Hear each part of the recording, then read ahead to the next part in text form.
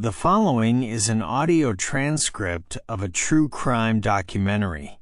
The United Kingdom has a long and complex history with crime. While some criminals are remembered for petty theft or fleeting violence, others stand apart.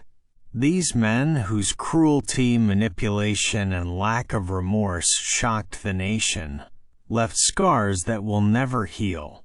These are not just criminals. These are evil men. Subscribe for more in-depth true-life documentaries. And together, let's keep these stories alive. Tonight on Law and Crime Files, we uncover some of the darkest chapters in British crime history, exploring the stories of men who earned their place in infamy. Don't forget to like this video, share with friends, and subscribe. One of the most disturbing cases was that of Harold Shipman. To many, he appeared as a trusted family doctor, but behind the white coat, Shipman was a predator, responsible for the deaths of over 200 of his patients. His victims were often elderly women who believed he was there to help them. Instead, he quietly administered lethal doses of morphine, robbing them of their lives and their families of their loved ones. What made Shipman especially chilling was the cold calculation of his crimes. He didn't act in anger or desperation. He killed simply because he could, because his position of trust gave him access, and because he believed he would never be caught. For years, he was right. The murders only came to light after inconsistencies in his patients' deaths raised suspicions. When the truth was revealed, Britain was forced to reckon with the horrifying reality that the very person meant to heal had instead become one of the most prolific killers in history.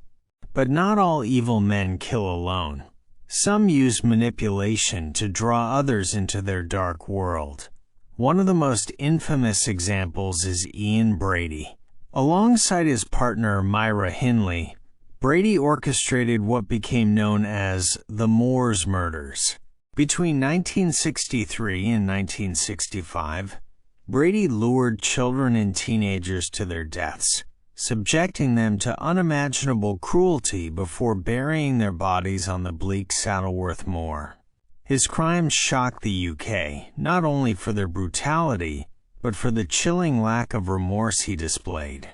Even in prison, Brady relished in withholding information about the locations of victims' remains, tormenting grieving families for decades.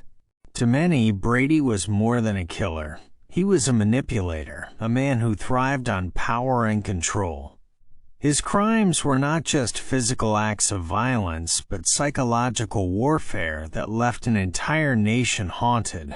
In the late 1970s and early 80s, fear gripped the north of England as a brutal killer stalked the streets. His name was Peter Sutcliffe, but the public came to know him as the Yorkshire Ripper. Sutcliffe targeted women, many of them sex workers, using hammers and knives in a series of horrific attacks. For years he evaded capture, spreading terror across multiple cities. Women were warned not to walk alone at night, and entire communities lived in constant fear of when and where he might strike next. What made Sutcliffe's case especially tragic was the failure of the investigation.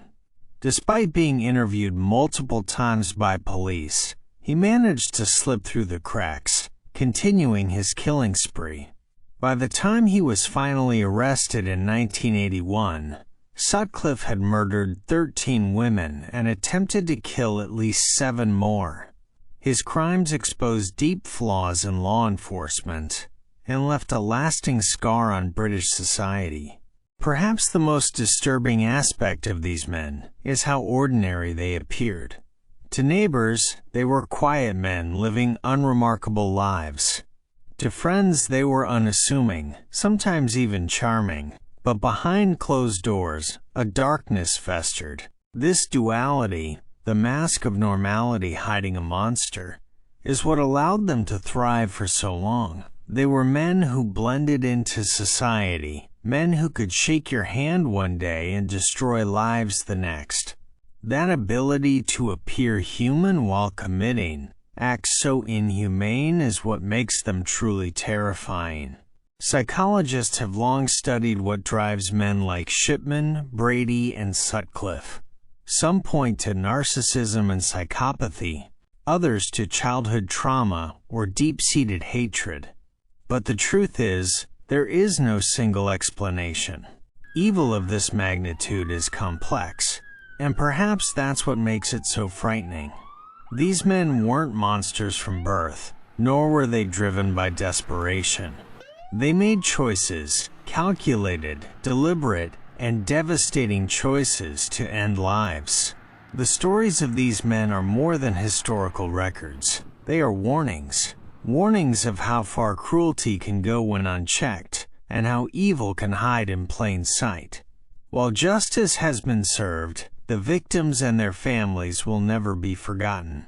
Evil men may leave behind a legacy of horror, but we must ensure that their victims are remembered for the lives they lived, not the crimes that ended them.